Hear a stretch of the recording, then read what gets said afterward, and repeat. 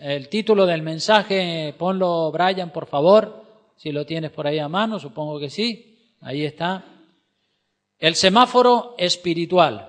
El semáforo espiritual. Ese es el título del mensaje que quiero compartir con ustedes en esta mañana, hermanos.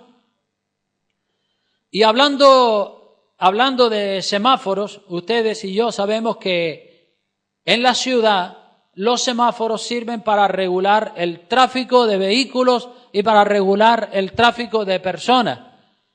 El semáforo pone orden en el tránsito y en el tráfico de personas y de vehículos, y el semáforo abre el paso o cierra el paso a la gente y a los vehículos.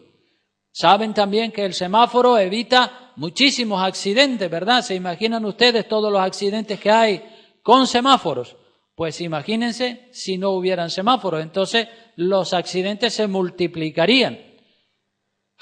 También saben ustedes que los colores del semáforo tienen un significado que todos absolutamente conocemos, tanto los que conducimos coches como los que transitamos por las aceras de las calles.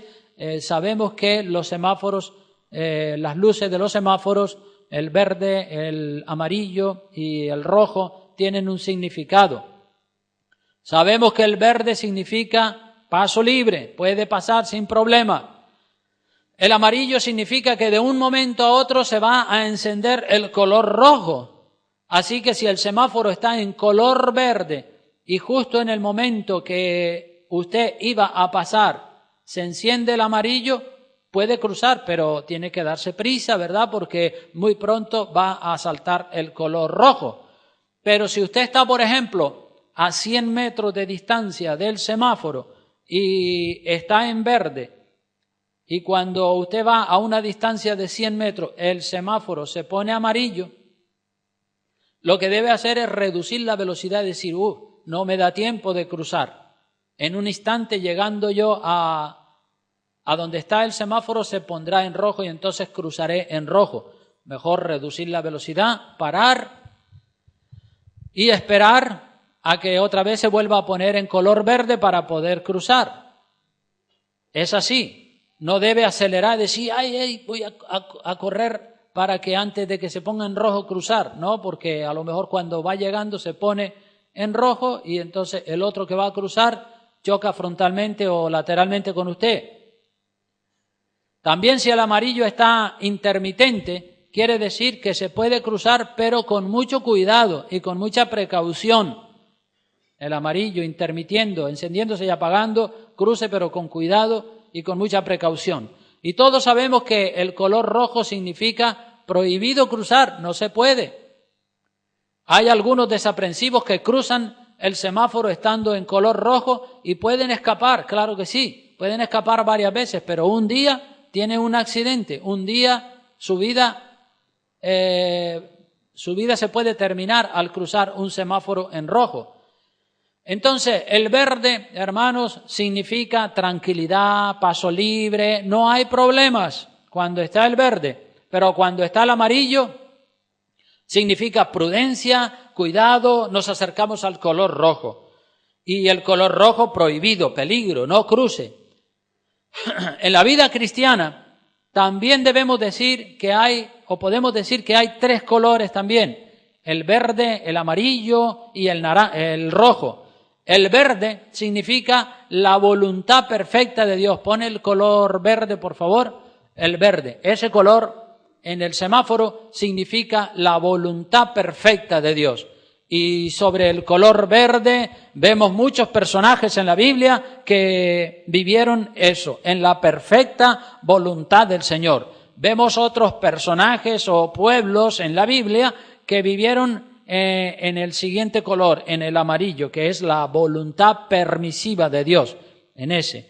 Y otros vivieron en el color rojo, que es el prohibido, el ahí no se puede estar. Entonces vamos a poner otra vez el verde y vamos a leer algunos pasajes de la Biblia, sobre todo esos que están ahí en el color verde. Yo le animo a que siga el curso de la predicación con su Biblia. verificando que todo lo que se predica en este púlpito pues coincide 100% con la palabra de Dios.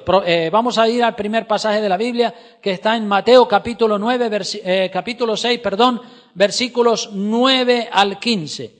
Mateo capítulo 6, versículos 9 al 15, dice la palabra del Señor así: vosotros pues oraréis así. El Señor nos está enseñando cómo tenemos que orar. Tenga mucho cuidado a la hora de orar, porque puede ser que no esté orando como el Señor dijo que debiéramos de orar. Es muy importante seguir las instrucciones cuando estamos orando, para no orar mal. Oraréis así: Padre nuestro que estás en los cielos.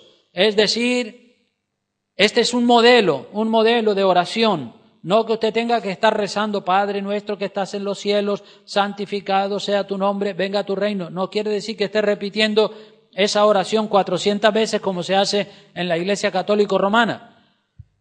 Esto es un modelo. Quiere decir, cuando usted va a orar, ore al Padre y diga: Padre nuestro que estás en los cielos. Tú estás en los cielos, yo en la tierra, y cosas así. Le puede decir al Señor que vayan en esa dirección. Padre nuestro que estás en los cielos, santificado sea tu nombre. Aquí hay que santificar el nombre de Dios. Ya dice la Biblia que Él es santo, santo, santo, ¿verdad? Y nosotros lo tenemos que santificar y adorar. Luego dice: venga tu reino, hágase tu voluntad, versículo 10, como en el cielo, así también en la tierra. La voluntad de Dios, como hemos dicho en numerosas ocasiones, en el cielo se hace a rajatabla la voluntad de Dios. Ángeles, querubines, serafines, arcángeles, todos los seres angelicales adoran a Dios y hacen la voluntad de Dios en el cielo. Y la voluntad de Dios es que lo mismo que ellos, que todas estas huestes angelicales adoran a Dios en el cielo, que los humanos en la tierra adoremos a Dios y hagamos la voluntad del Señor. Entonces, Jesucristo oró, hizo la voluntad de Dios. Y muchos personajes bíblicos hicieron la voluntad de Dios, la voluntad perfecta de Dios.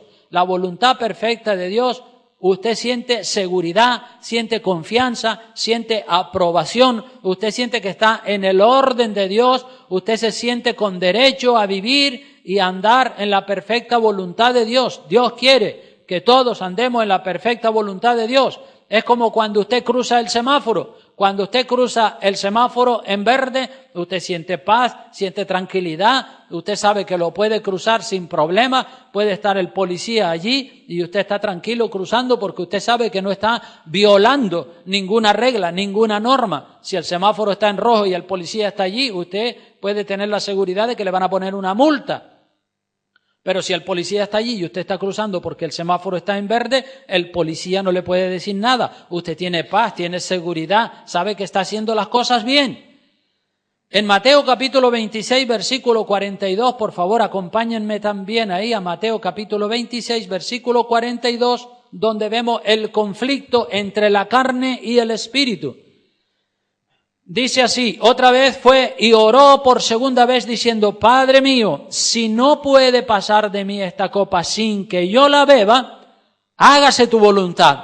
Y esto lo dijo Jesucristo cuando estaba en el huerto de Getsemaní, a punto de morir en la cruz del Calvario. Él dijo: Padre mío, si no puede pasar de mí esta copa, si no hay otra manera de redimir a la humanidad y yo tengo que morir, pues moriré. Obviamente la carne, el cuerpo de Jesucristo, ¿qué cuerpo de carne y huesos no sufre cuando le están clavando clavos en la mano, o cuando le están poniendo una corona de espinas, o cuando le están clavando los clavos en los pies o dándole latigazos? ¿Quién no sufre? Todos sufrimos. Y imagínate, el Señor Jesucristo sabía el calvario tan terrible para su cuerpo de carne que tenía que cruzar, y Él lo pensaba y oraba: si es posible, Padre, evitar este calvario, pues lo evitamos. Pero si no es posible, la carne decía: sí, hay que evitar ese calvario, decía la carne. Pero el alma, que es donde está el asiento de la voluntad y de las emociones, el alma de Jesucristo le oró al Padre y le dijo: Padre, si no hay otra salida, yo voy al Calvario, moriré en la cruz del Calvario. Como hombre de carne y hueso no quería sufrir eso, pero en su ser interior, en su alma, en su espíritu, él estaba dispuesto a hacer sufrir el cuerpo con tal de hacer la voluntad del Padre. Aquí vemos, como he dicho, el conflicto entre la voluntad de la carne y la voluntad de Dios. La voluntad nuestra es una, la voluntad de Dios es otra. Tenemos que tener cuidado en diferenciar cuál es nuestra voluntad y cuál es la voluntad de Dios. Hay un par de pasajes más que quiero que vengan conmigo a leerlos, que están en el libro de Efesios, porque también nos hablan acerca de la voluntad de Dios. Bueno, hay mucho en la Biblia. Toda la Biblia nos habla de la perfecta voluntad de Dios, pero yo he seleccionado 4 pasajes para cada uno de estos 3 colores. El libro de Efesios, en su capítulo 5, versículo 15 al 17, miren lo que dice. Mirad pues con diligencia cómo andéis, con prudencia, con diligencia, cómo andéis. No como necios, sino como sabios, aprovechando bien el tiempo, porque los días son malos, bien malos son los días en los que nos ha tocado vivir. Yo a veces añoro los días de la infancia, porque la época en la que yo era un niño, pues la moral, el orden, estaba mucho mejor que hoy en día, ¿verdad? A medida que el mundo ha ido avanzando, la tecnología ha ido aumentando, pues el mundo se ha ido corrompiendo más cada vez. Entonces el Señor dice que tenemos que estar aprovechando bien el tiempo porque los días son malos. Y dice también el verso 17, por tanto, no seáis insensatos, sino entendidos de cuál sea, ¿qué cosa? La voluntad del Señor. ¿Cuántos quieren ser entendidos de cuál sea la voluntad del Señor? Dicen amén, ¿verdad? La voluntad del Señor. Yo quiero hacer la voluntad de Dios en mi vida, aunque me cueste, aunque mi cuerpo diga no, pero yo sé que hacer la voluntad de Dios trae paz, trae seguridad. Estoy dentro del orden del Señor, estoy en paz con Dios, estoy haciendo las cosas bien. También hay otro pasaje en el libro de Efesios 6:6 que dice así.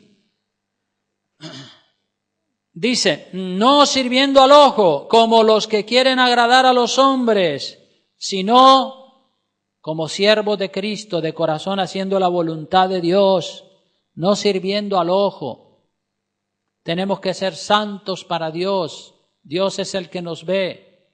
Un hermano el otro día me estaba contando que llegó a un sitio y vio a una persona que era cristiano y que estaba descarriado y que estaba fumando.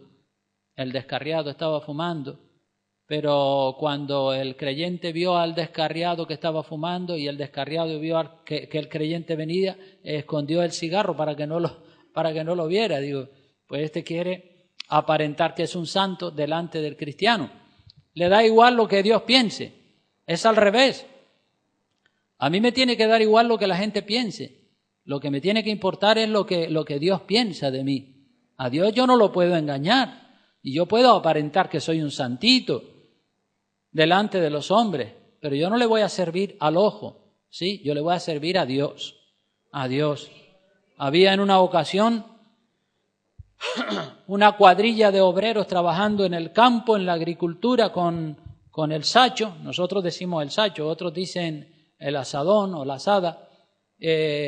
Y había entre esa cuadrilla de obreros, había uno que era un vago que siempre estaba haciendo argollas, decimos nosotros, es decir, siempre estaba procurando escaquearse y no trabajar, pero cuando el dueño de la finca venía, ese vago cogía el sacho y empezaba trabajando con un afán y con una fuerza impresionante, y los demás compañeros decían, pero este tío, ¿qué le pasa? Es un vago y mira, ahora que está el jefe delante, quiere destacar que es el más que trabaja. Trabajaba para el ojo de la persona, no para Dios, ¿verdad?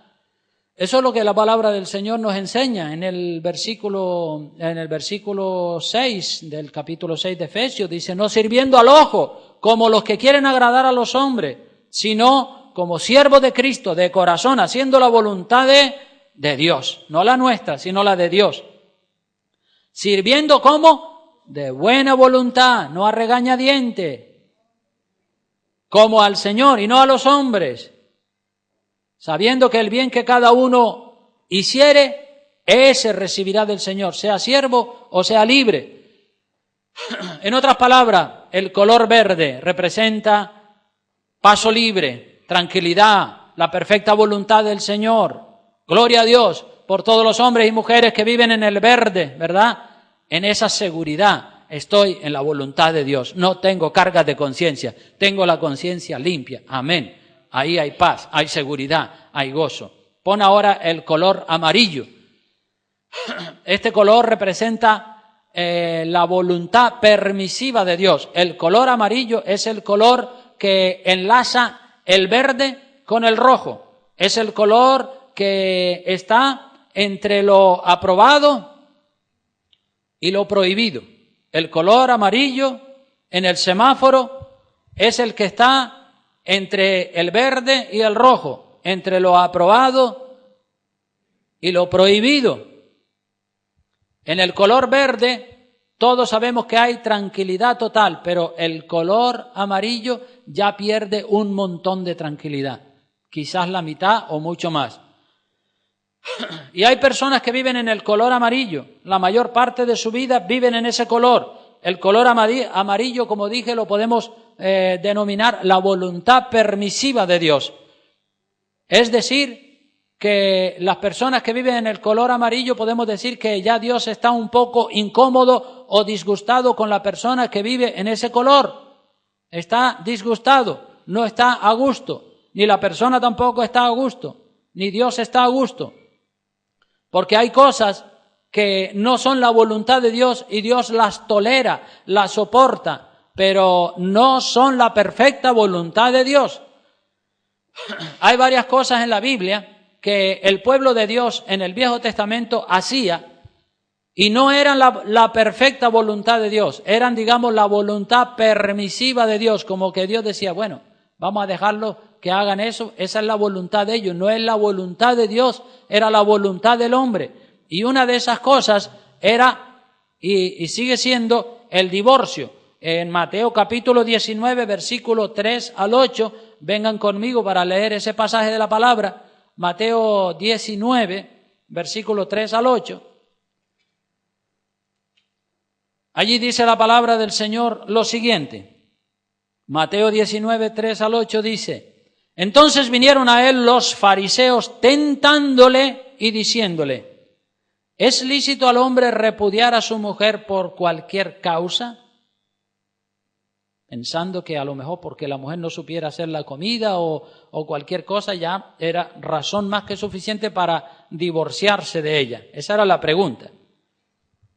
Él respondiendo les dijo, ¿no habéis leído que el que los hizo al principio, varón y hembra los hizo? Y dijo, por esto el hombre dejará padre y madre y se unirá a su mujer y los dos serán una sola carne. Así que ya no son más dos, sino una sola carne. Por tanto, lo que Dios juntó, no lo separe el hombre, les dice el Señor a estos fariseos. Y ellos le dijeron, ¿y por qué pues mandó Moisés dar carta de divorcio y repudiarla? Bueno, si eso es así, como tú dices, maestro, ¿por qué entonces Moisés nos permitió repudiar y divorciarnos de nuestras mujeres? Y el Señor les contesta también, porque el Señor tiene respuesta para todo. El Señor les dijo, por la dureza de vuestro corazón Moisés os permitió repudiar a vuestras mujeres, mas al principio no fue así. Cuando dice Moisés se refiere a Dios, porque Dios fue, es decir, aquí habla de Moisés, pero se refiere a que Moisés fue el que recibió directamente de las manos de Dios la ley. Y por eso dice Moisés permitió. Realmente no fue Moisés, fue Dios el que permitió dar carta de divorcio, porque la dureza del corazón de aquel pueblo era tan grande que Dios tuvo que decir, bueno, vamos a tolerarle eso. No está dentro de la voluntad perfecta de Dios, pero vamos a tolerar eso, ya que esa es la voluntad de este pueblo. A veces Dios permite que nosotros hagamos nuestra propia voluntad. Nuestra propia voluntad puede estar en la voluntad de Dios, puede estar en el color amarillo, medio fuera de la voluntad de Dios, y puede estar fuera completamente de la voluntad de Dios, es decir, en el color rojo. Entonces, como dije, hay cosas que Dios tolera y que Dios las soporta, pero que no son su perfecta voluntad. Y esta del divorcio era algo tolerable, algo que Dios toleraba y que medio que pasaba por alto, pero que no era su voluntad perfecta, porque el corazón de este pueblo era un corazón duro, obstinado, y Dios no quería rechazar este pueblo, Dios lo quería seguir amando y Dios lo quería restaurar, porque eran los descendientes de su amigo Abraham, al cual Dios le había prometido que los iba a bendecir. Y en el Salmo 81, versículo 11, también tenemos otro comentario del salmista acerca de lo que Dios quiere y de lo que Dios no quiere. Salmo 81, versículos 11 al 14, miren lo que dice. Pero mi pueblo no oyó mi voz, e Israel no me quiso a mí. Los dejé, por tanto, a la dureza de su corazón. Fíjate lo que Dios está declarando aquí. Dice, caminaron ¿en qué? En sus propios consejos. Y mira la exclamación que hace el salmista. Oh, si me hubiera oído mi pueblo, si en mis caminos hubiera andado Israel, en un momento habría yo derribado a sus enemigos y vuelto mi mano contra sus adversarios. Es una exclamación. Oh, si me hubiera oído mi pueblo, si en mis caminos hubiera andado Israel, otro gallo hubiera cantado, las cosas hubieran sido de otra manera, pero no me escucharon, y Dios tenía que estar ahí forcejeando con un pueblo rebelde. Dios lo quería bendecir y lo quería salvar, y ellos, no, echamos por aquí. Muchas veces yo comprendo, cuando uno está en un ministerio pastoral, comprende mucho más a Dios, porque cuando uno está en un ministerio pastoral, tiene que aconsejar a las personas. Y yo he recibido muchas personas en mi oficina y le digo, mira, el consejo que yo te doy es este y este. Echa por aquí porque por aquí te va a ir bien. Y la persona dice, no, pero es que yo quiero ir por allí. No, es por aquí. Que no, que yo quiero ir por allí. Que no, hombre, que es por aquí. Mira lo que dice la palabra de Dios. No, pero es que la voluntad de la persona, y uno nota ese rechazo al consejo que uno le da. Y a veces incluso hasta la persona se ofende con el pastor, porque piensa que el pastor lo que quiere es el mal de la persona. Y eso es lo más lejos que está de mi corazón, ¿verdad? Yo siempre quiero, cuando le doy un consejo, claro que un día me puedo equivocar dando un consejo también, pero siempre lo doy con buena conciencia, con la conciencia tranquila, y como si fuera yo el que está recibiendo el consejo, porque yo me aplico esa regla de oro que dice, todas las cosas que queráis que los hombres hagan con vosotros, así también haced vosotros con ellos, porque esto es la ley y los profetas. Y yo me pongo en el lugar de la persona. Y a veces me conviene darle otro consejo, pero digo, no le voy a dar el consejo que a mí me conviene como pastor. Le voy a dar el consejo que a él o a ella le conviene como cristiano. Y se lo doy. Unos lo reciben, otros no lo reciben, otros lo reciben a media. Por eso uno comprende cuando uno está en el ministerio pastoral o cuando uno tiene que hacer de maestro, entonces tiene que aprender mucho más. El maestro que va a dar una clase de escuela dominical aprende más que los alumnos porque tiene que estudiarse la lección para podérsela enseñar. El pastor que va a dar una consejería o el líder que va a dar una consejería tiene que estudiar y ver qué consejo es el más adecuado para la persona. Si la persona lo recibe o no lo recibe, pues ya es asunto de la persona. Pero hay que dar el consejo de Dios siempre, el de Dios, no el que se nos ocurra a nosotros. Así que tenemos varios casos, y ahí en el Salmo el Señor se lamenta, oh, si mi pueblo hubiera escuchado mis caminos, otro gallo le hubiera cantado, las cosas hubieran sido completamente diferentes. El tema del divorcio, el pueblo de Israel estaba en la voluntad permisiva de Dios, no estaban en la voluntad perfecta. Dios, sin embargo, aunque estaban en la voluntad permisiva, no los había desechado definitivamente, los seguía amando y los seguía tolerando y los seguía perdonando. Y otro segundo caso, donde vemos que el pueblo de Israel también está en la voluntad de ellos, no en la voluntad de Dios. Lo encontramos en el primer libro de Samuel, en el capítulo 8, versículo 1 en adelante. Primero de Samuel, capítulo 8, miren lo que dice. Qué interesante es la palabra de Dios. Cuando uno la estudia, pues saca mucho provecho de ella. Dice primero de Samuel, capítulo 8, versículo 1, dice: aconteció que habiendo Samuel envejecido, puso ¿a quién por jueces sobre Israel? A sus hijos. Porque antiguamente era así, ¿verdad? Los hijos seguían los caminos de los padres. Y el nombre de su hijo primogénito fue Joel, el nombre del segundo Abías, y eran jueces en Beerseba.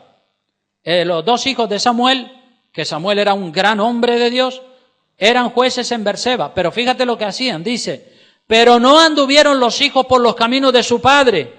Es decir, los hijos de Samuel se apartaron de las enseñanzas que su padre Samuel les había dado.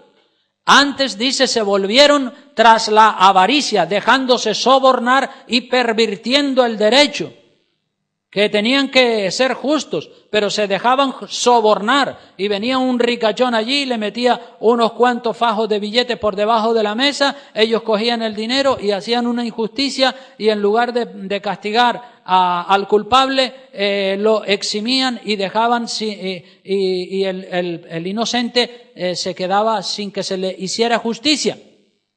Los hijos de Samuel, un gran hombre de Dios, mira los hijos que le salen. ¿Qué podemos decir? ¿Tuvo Samuel la culpa de que los hijos fueran así? Pues en parte sí, en parte no, solo Dios sabe. Claro que cuando los hijos son pequeños uno tiene que enseñarlos, pero cuando ellos tienen 18, 20 años, ellos pueden hacer lo que ellos quieran hacer. Son libres. Entonces, mira, a consecuencia de este problema, de que los hijos de Samuel no siguen los caminos del padre, y que están pervirtiendo el derecho y que se están dejando sobornar y que no están juzgando correctamente, dice que los ancianos, versículo 4, todos los ancianos de Israel se juntaron y vinieron a Ramá para ver a Samuel. Todos los ancianos, los principales de las tribus del pueblo de Israel, dice: tenemos que hacer una reunión con el profeta Samuel, el varón de Dios, tenemos que hacer una reunión porque mira, los hijos están pervirtiendo el derecho, están forrándose de dinero, están haciendo las cosas mal, esto así no puede seguir. Y dice en el verso 5, y le dijeron: he aquí tú has envejecido, Samuel, ya tú eres un viejito ya, y tus hijos no andan conforme a tus caminos. Es verdad que los hijos no andaban conforme a los caminos de Dios, pero bueno, si los hijos de Samuel no andaban conforme a los caminos de Dios, ya Dios tendría una solución. Dios podía levantar pues otra persona, no tenía que ser un descendiente de Samuel. Dios podía levantar otro como juez y ya está, quitar a los hijos de Samuel de jueces y poner otro como juez. Pero claro, los ancianos de Israel se están aprovechando de esa situación para hacer un cambio drástico a nivel nacional que no es la voluntad de Dios. Y están utilizando como pretexto que los hijos de Samuel están haciendo las cosas mal. Evidentemente las están haciendo mal, pero hay que dejar que Dios sea el que tenga la última palabra. Entonces dice que todos los ancianos vinieron y se juntaron en Ramá para ver a Samuel y le dijeron: mira, Samuel, ya tú estás viejito, tus hijos no andan conforme a tus caminos, constitúyenos ahora, mira lo que le dice, constitúyenos ahora un rey que nos juzgue, un rey. Y mire lo que dice la última línea, dice: como tienen las demás naciones, como tienen todas las naciones. Qué pena, ¿verdad? Queremos un rey como tienen todas las naciones. Pero ¿cómo se les ocurre? Si Dios es Rey de reyes y Señor de señores, y Dios está reinando en el trono más alto que hay, Dios es el Rey del pueblo de Israel, ¿cómo es que el pueblo de Israel quieren ponerse a la altura de las demás naciones cuando Dios había dicho que ustedes son un pueblo santo, de reyes, de sacerdotes, de hombres y de gente de Dios? ¿Cómo es que ahora el pueblo de Israel quiere que le pongan un rey y en un palacio real, en un trono, como tienen las demás naciones? Se están fijando siempre en lo que tienen las demás naciones. Y hay gente así siempre que que vienen a la iglesia pero quieren meter el mundo en la iglesia, las costumbres del mundo en la iglesia. No, pero si los novios de ahí del mundo salen solos y tienen sexo, ¿por qué nosotros no? Yo conozco cristianos que andan pues en pecado y adoran a Dios y luego tienen pues eso, relaciones sexuales, de fornicación, de adulterio. Entonces dice, queremos un rey que nos juzgue como tienen las demás naciones, pero el verso 6 dice, pero no agradó a Samuel esta palabra que dijeron, danos un rey que nos juzgue. Y Samuel oró a Jehová, y ahí el pobre Samuel va y dice, mira Señor, los ancianos de Israel se han reunido y me han pedido que le ponga un rey como tienen los amorreos, los filisteos, los fereceos y todos esos pueblos de alrededor. Y verso 7, y dijo Jehová a Samuel, oye la voz del pueblo en todo lo que te digan, porque no te han desechado a ti, sino a mí me han desechado, le dice el Señor, para que no reine sobre ellos. Mira el desprecio que le están haciendo a Dios, con pedirle que les ponga un rey, le están haciendo un desprecio a Dios para que Dios no reine sobre ellos como era la voluntad de Dios. Dios quiere reinar sobre tu vida, hermano. No el pastor, sino Dios mismo quiere reinar sobre tu vida. Déjalo que reine. Sírvele a Dios, no al ojo del pastor, ni al ojo de los ancianos, ni al ojo de nadie. Sírvele al pastor. A Dios, sí, a veces uno se traba. A veces estoy hablando de Sansón y digo Salomón, o al revés. Bueno, son los gajes del oficio. Verso 8, eso está bien, para que ustedes estén atentos. Cuando yo diga alguna tontería, ustedes me corrigen. Está bien, yo no me molesto porque me corrijan. Al contrario, gracias por corregirme.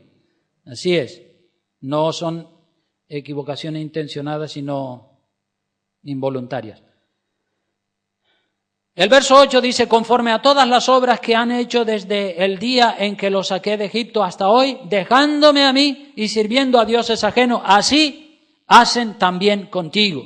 Ahora pues, oye su voz, mas protesta solemnemente contra ellos y muéstrales cómo les tratará el rey que reinará sobre ellos. En otras palabras, el Señor le está diciendo, vale, Samuel, ya sé, no me quieren a mí, no es a ti, es a mí, dice Dios, al que ellos no quieren someterse y al cual no le quieren obedecer ni servir como rey de reyes y señor de señores.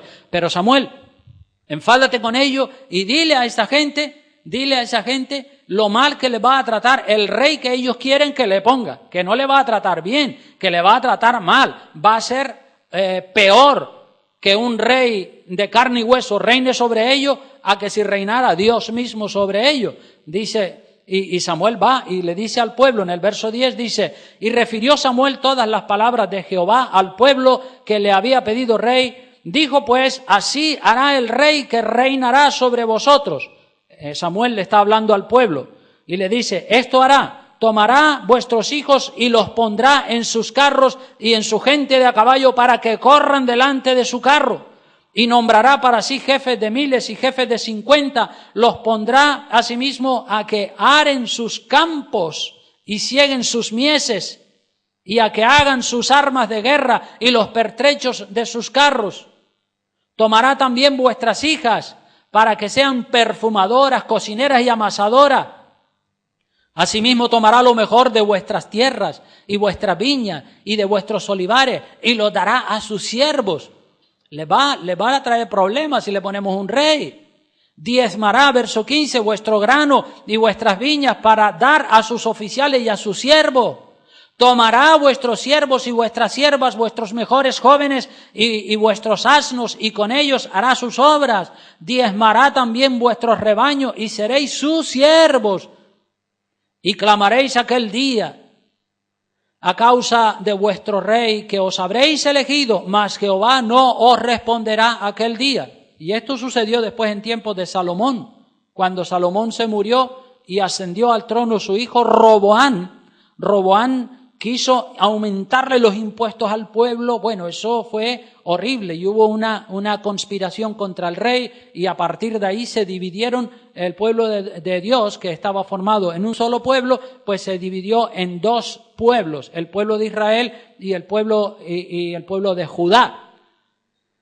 Entonces, clamaréis aquel día a causa de vuestro rey que os habréis elegido, mas Jehová no os responderá en aquel día. Claro, porque si cuando Dios dice háganlo así, el pueblo dice no, lo queremos hacer así, pues aténganse a las consecuencias. Después, cuando vengan los problemas que le van a venir, no vengan otra vez, ay Señor, mira que este rey nos está poniendo muchos impuestos, ay mira lo que estamos sufriendo. No, aguántate, eso era lo que tú querías, pues asume las consecuencias de tus errores. Verso 20 dice, el 19 dice, pero el pueblo, ¿qué dice? No quiso oír la voz de Samuel, que era la voz de Dios, no la quiso oír. El pueblo no quiso oír la voz de Samuel y dijo, ¿qué dijo? No, sino que habrá rey sobre nosotros. No, Samuel, no, queremos un rey como tienen las demás naciones. Y no. Y Samuel, pero mira que esto que va a ser un problema, que ese rey va a coger las hijas de ustedes y las va a poner en el palacio para que le perfumen y para que hagan amasen el pan y que va a cobrarle muchos impuestos y que esto, que no, que queremos un rey, como tienen todos los pueblos, los filisteos, los amorreos, los cananeos, nosotros igual que ellos queremos ser. Y oyó Samuel, verso 21, el 20 al final dice, y saldrá, hablando del rey, nuestro rey nos gobernará y saldrá delante de nosotros y hará nuestras guerras. Y oyó Samuel todas las palabras del pueblo y las refirió en oídos de Jehová. Y Jehová dijo a Samuel, oye su voz y pon rey sobre ellos. Entonces dijo Samuel a los varones de Israel, idos cada uno a vuestra ciudad. En otras palabras, que vemos varios casos de la voluntad permisiva de Dios. Dios dice, bueno, vale, venga, quieren rey, mándale un rey. Ya se quejarán, ya se lamentarán de esa decisión, pero cuando se lamenten no les voy a hacer ni caso. Los voy a dejar que sufran las consecuencias porque esa es la voluntad de ellos como pueblo, no es la voluntad perfecta de Dios. En cuanto al divorcio, lo mismo, la voluntad permisiva. Lo importante, la pregunta en este día es, ¿dónde estoy yo? ¿En la voluntad perfecta, en el verde, o estoy en la voluntad permisiva, en el amarillo, donde ya estoy entre lo prohibido y lo aprobado? ¿Dónde estoy? Y el color rojo, pon el color rojo, por favor, Brian.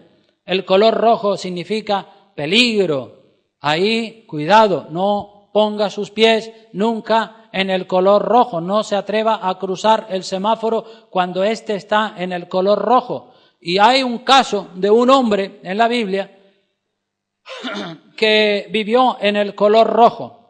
El jueves pasado, cuando hicimos el ayuno, yo estuve compartiendo algo y hoy quiero dar también algunas pinceladas acerca de este personaje que vivió en el color rojo. Y este personaje que vivió en el color rojo, hay varios que vivieron en el color rojo. Pero el que más me llama la atención es Sansón, un hombre al que Dios había elegido para que fuera juez sobre el pueblo de Israel. Sansón, como ustedes saben, tenía un don que Dios le había dado, que consistía en que él tenía una fuerza extraordinaria, impresionante, una fuerza como la de un tractor de esos de 500 caballos. Eso era impresionante la fuerza que Sansón tenía. Pero Sansón cometió muchos errores. Sansón en su vida cometió muchos errores. Los principales errores que Sansón cometió tenían que ver con su aspecto carnal, con la sexualidad de Sansón, porque él tenía una atracción muy grande por las mujeres. Él era un promiscuo sexual. Sansón se casó con una mujer que era una filistea, cuando eso estaba prohibido para el pueblo de Israel. Los hebreos no se podían casar con los filisteos, ni amorreos, ni nada de eso, sino los hebreos tenían que casarse con mujeres hebreas. Jueces capítulo 14, versículo 1, del 1 al 3 dice la palabra: descendió Sansón a Timnat y vio en Timnat a una mujer de las hijas de los filisteos, paganos, de dioses abominables delante de la presencia de Dios. Y subió y lo declaró a su padre y a su madre, diciendo: yo he visto en Timnat una mujer de las hijas de los filisteos. Os ruego que me la toméis por mujer. Los padres de Sansón tenían que ir a hablar con los padres de la filistea esta para tomársela por mujer a Sansón. Y su padre y su madre le dijeron a Sansón, dicen, no hay mujer entre las hijas de tus hermanos, ni en todo nuestro pueblo, para que vayas tú a tomar mujer de los filisteos incircuncisos. ¿Cómo se te ocurre, Sansón? Y Sansón respondió a su padre, tomadme esta, respondió a su padre, tomadme esta mujer. ¿Por qué? ¿Por qué? Porque ella me agrada. Fíjate, aquí está la voluntad de Sansón, no la voluntad de Dios. La voluntad de Dios era que no se casara con una filistea ni con ninguna otra. Pero Sansón dice, tomadme esa filistea por mujer porque ella me agrada a mí. Yo la quiero, me gustó, me entró por los ojos y yo la quiero a ella. Esa es la voluntad de Sansón. Sansón no sabe estar en la voluntad de Dios, sino en la voluntad de él. En el capítulo 16 de ese mismo libro de Jueces, versículo 1 al 4, dice, fue Sansón a Gaza y vio allí una mujer ramera. Ya se había casado con la filistea hacía un tiempo atrás, y ahora va a otro pueblo de los filisteos que se llama Gaza y ve allí a otra mujer, a una prostituta, y se llegó a ella, es decir, tuvo relaciones sexuales con ella. Y fue dicho a los de Gaza, Sansón ha venido acá. Los filisteos querían matar a Sansón porque, bueno, les estaba produciendo tremendos problemas, porque con la fuerza que tenía, estaba dándole unos problemas. Léanse la historia de Sansón para que entiendan todos los problemas que Sansón le estaba dando a los filisteos. Y ahora los filisteos dicen, ya lo tenemos acorralado, está en casa de la prostituta, está en casa de una mujer ramera. Ahora cuando amanezca por la mañana lo cogemos y lo matamos. Lo rodearon, dice, y acecharon toda aquella noche a la puerta de la ciudad. Allí lo estaban esperando en la puerta porque las ciudades tenían muros altísimos y tenía que salir por la puerta de la ciudad. Y estuvieron callados toda la noche esperándolo, diciendo, hasta la luz de la mañana. Entonces, cuando venga por la mañana temprano, lo mataremos. Mira el verso 3 lo que dice. Mas Sansón durmió hasta la medianoche, no esperó a que amaneciera. Y a la medianoche se levantó y tomando las puertas de la ciudad con sus 2 pilares y su cerrojo, casi nada esto, se las echó al hombro y se fue y la subió a la cumbre del monte que está delante de Hebrón. Increíble esto, el poder tremendo que tenía Sansón. Y recuerden, ha estado esa misma noche ha estado durmiendo con una prostituta, engañando a su mujer, que era una mujer filistea. Pues él la está engañando, está durmiendo con una prostituta y a medianoche se levanta, él siente el poder de Dios sobre su vida. ¿O no lo siente? Sí lo siente, lo siente. Y se levanta el hombre con esa fuerza, a medianoche coge las 2 puertas, aquellas que eran enormes, las puertas de la ciudad. Eso tenía por lo menos 3 o 4 metros de altura y era de doble hoja, como las 2 puertas de la iglesia, pero muchísimo más grande. Y estaban sujetas a pilares, un pilar de hormigón o de piedra, de lo que fuera, por este lado y por arriba. Y Sansón coge esas 2 puertas, las arranca de los pilares con esa fuerza extraordinaria. Eso no es una fuerza humana, eso era la fuerza de Dios. Lo que tenía Sansón sobre su cuerpo era la fuerza de Dios. Y arrancó de cuajo las puertas de la ciudad con los pilares, se las echó a su hombro y subió hasta la cima del monte y allí soltó las 2 puertas. Así que vemos el extraordinario poder físico que Dios le había dado a Sansón. Todavía, a pesar de estar con una prostituta, esa noche todavía él sigue teniendo el poder de Dios. Sansón está ya en la zona roja. Sansón ya ha salido de lo verde, de la perfecta voluntad, ha entrado en el amarillo y ahora ha entrado en el verde. Está en lo prohibido por Dios y todavía Dios le mantiene el poder. Todavía Dios no le ha retirado su poder. Hay un pasaje en el libro de Romanos, capítulo 11, versículo 29, que lo he leído en otras ocasiones, pero es bueno que lo leamos otra vez para que aquellos que no lo conocen, pues lo conozcan. Romanos, capítulo 11, versículo 29, dice la palabra de Dios, porque irrevocables son los dones y el llamamiento de Dios. Irrevocables son los dones y el llamamiento de Dios. ¿Qué quiere decir eso, hermano? Que cuando Dios le da un don a una persona, por lo general no se lo quita, no se lo quita. Claro que si se lo quiere quitar, se lo puede quitar, pero por lo general se lo deja para ver hasta dónde va la persona, hasta dónde llega el atrevimiento de la persona. Ustedes saben que entre Israel y los filisteos siempre habían guerras continuamente porque eran enemigos ancestrales. Sansón es un hombre mujeriego que a pesar de ser llamado por Dios, no vive como Dios manda en su palabra. Sansón va de mujer en mujer, Sansón va de prostituta en prostituta, de flor en flor. Ya no tiene suficiente con haberse casado con una mujer filistea, sino que anda también con prostitutas filisteas. Sansón se confía mucho en sí mismo y en la fuerza tremenda que Dios le había dado. Mira, hermano, el que Dios nos respalde dándonos dones o dándonos fuerzas especiales no quiere decir que Dios aprueba nuestros errores. Usted puede tener un don y usted pídale al Señor que Dios le dé los dones que el Espíritu Santo tiene para usted, porque la Biblia dice que Dios, el Espíritu Santo, reparte los dones. A uno le da el don de discernimiento, a otro le da el don de sanidad, a otro le da el don de milagro, a otro le da el don de servicio. Reciba los dones que tiene, pero cuando usted reciba un don, recuerde que es responsable delante de los ojos de Dios por la administración de ese don. Si usted lo administra bien, va a ganar crédito delante de Dios. Pero si usted administra mal ese don, a lo mejor usted ya entró en la zona roja de peligro y sigue teniendo el don. Usted lo sigue sintiendo.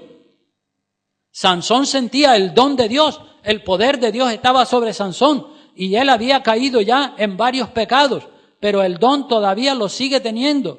Irrevocables son los dones y el llamamiento de Dios. El que usted vea que una persona es usado por Dios y que tiene un don de sanidad o un don cualquiera, no significa que lo que haga esa persona, que los hechos o el fruto de esa persona esté en orden a la voluntad de Dios.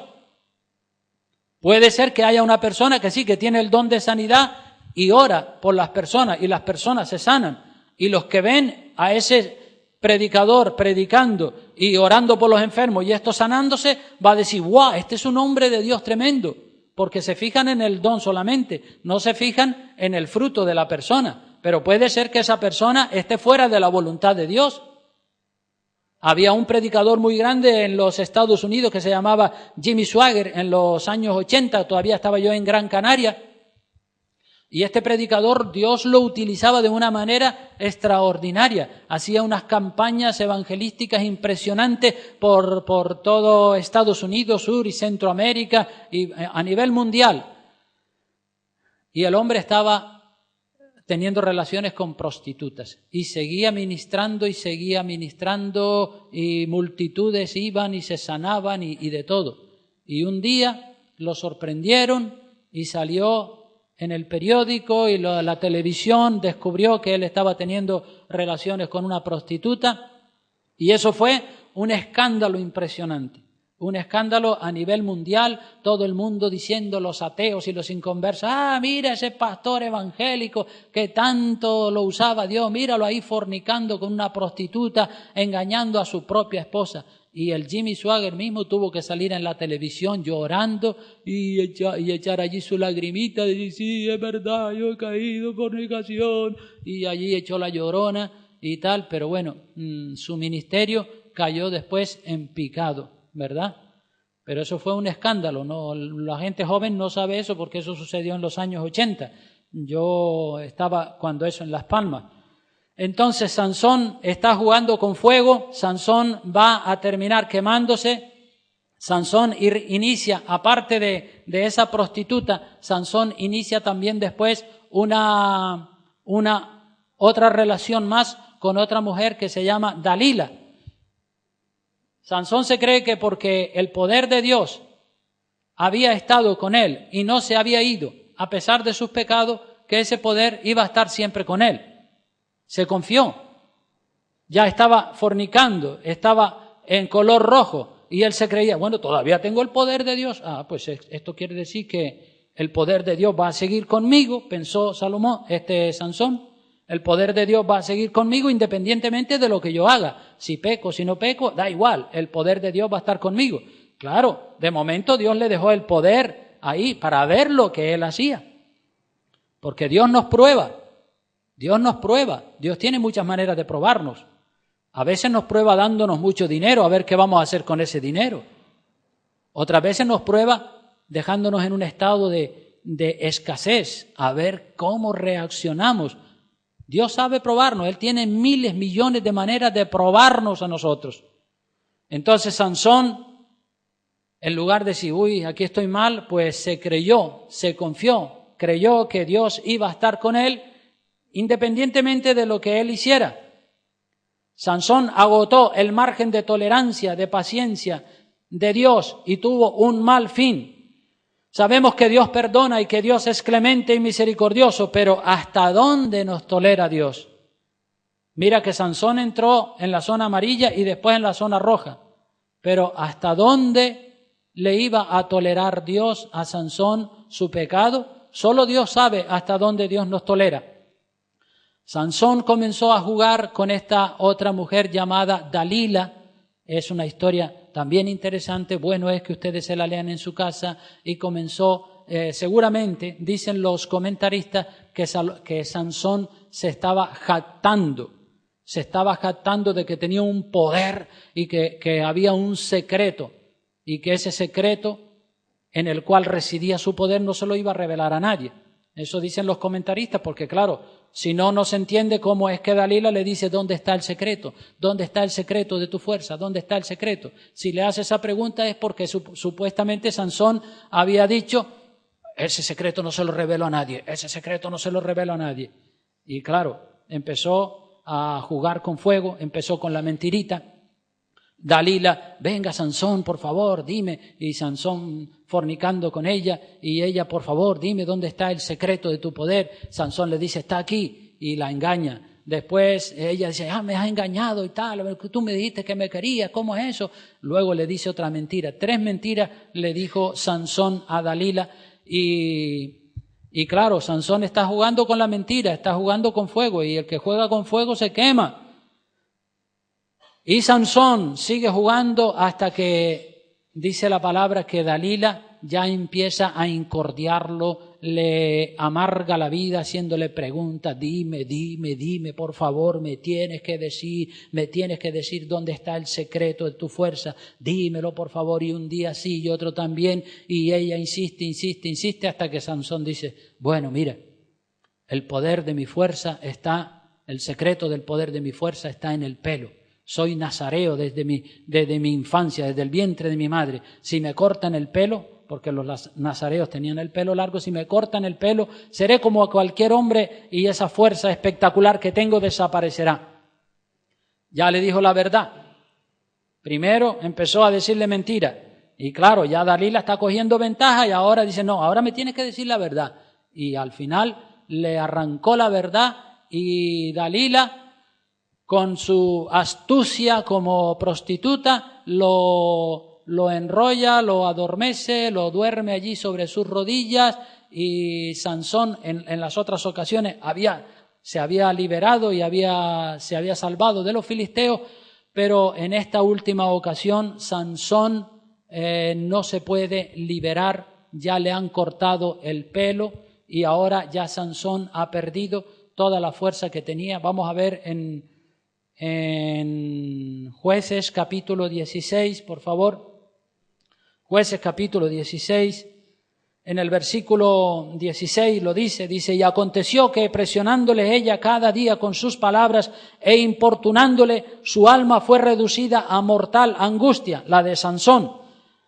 Le descubrió pues todo su corazón y le dijo, nunca a mi cabeza llegó navaja, porque soy nazareo de Dios desde el vientre de mi madre. Si fuere rapado, mi fuerza se apartará de mí y me debilitaré y seré como todos los hombres. Viendo Dalila que él le había descubierto todo su corazón, envió a llamar a los principales de los filisteos diciendo, venid esta vez, porque él me ha descubierto todo su corazón. Y los principales de los filisteos vinieron a ella trayendo en su mano el dinero para pagarle a ella por el trabajo de seducción que había hecho. Le pagaron. Y ella, verso 19, hizo que él se durmiese sobre sus rodillas. Que Sansón se durmiese sobre las rodillas de Dalila. Y llamó a un hombre quien le rapó las 7 guedejas de su cabeza y ella comenzó a afligirlo, pues su fuerza se apartó de él. Y le dijo: Sansón, los filisteos sobre ti. Y luego que despertó él de su sueño, se dijo para sí mismo: esta vez saldré como las otras y me escaparé. Pero él no sabía, ¿qué es lo que no sabía? Que Jehová se había apartado de él. Él no lo sabía. Él se creía que todavía Dios seguía estando con él. Y es verdad que durante un buen tiempo Sansón estaba en la zona roja y Dios estaba con él. Pero ahora Dios ya se apartó de él y le quitó el don, le quitó el poder, lo había dejado por un tiempo, ahora le quitó el poder y Sansón no sabe. Sansón se cree todavía que el poder de Dios está sobre él, pero ya no lo tiene ya. No lo tiene, y es que Dios no manda avisos. Algunas personas se creen que Dios le tiene que mandar un ángel para decirle: oye, mira, no sigas pecando, porque si sigues pecando, Dios te va a castigar. Y después al mes siguiente le tiene que mandar otra vez el mismo ángel para decirle: mira, no sigas pecando, porque Dios te va a castigar. Dios no avisa de manera verbal, Dios avisa de manera escrita. Lo que está escrito, escrito está. Y la Biblia está llena de advertencias de que no hagamos lo malo, porque si lo hacemos, Dios no nos va a estar avisando, Dios no nos va a estar mandando recados, ni con ángeles, ni con personas, ni con nadie. Dios lo dice en su palabra, y cuando usted una y otra vez reiteradamente reincide en un pecado y se aparta y hace la voluntad suya en lugar de hacer la voluntad de Dios, llega el momento que Dios le quita el espíritu. Y cuando Dios le quita el espíritu, ya usted se vuelve un humano, una persona como todos los demás pecadores, sin poder, sin dones, sin fuerzas. Y mire lo que hicieron con Sansón los filisteos, dice que le sacaron los ojos. Le sacaron los ojos y lo pusieron en un molino allí a molir, como si fuera una bestia, un camello, una vaca, moliendo en un molino. Y los filisteos burlándose de él, y los filisteos atribuyéndole al dios pagano de ellos el milagro de haber podido reducir a Sansón, cuando el éxito de los filisteos no es el Dios de ellos, sino que Sansón ha violado las leyes de Dios.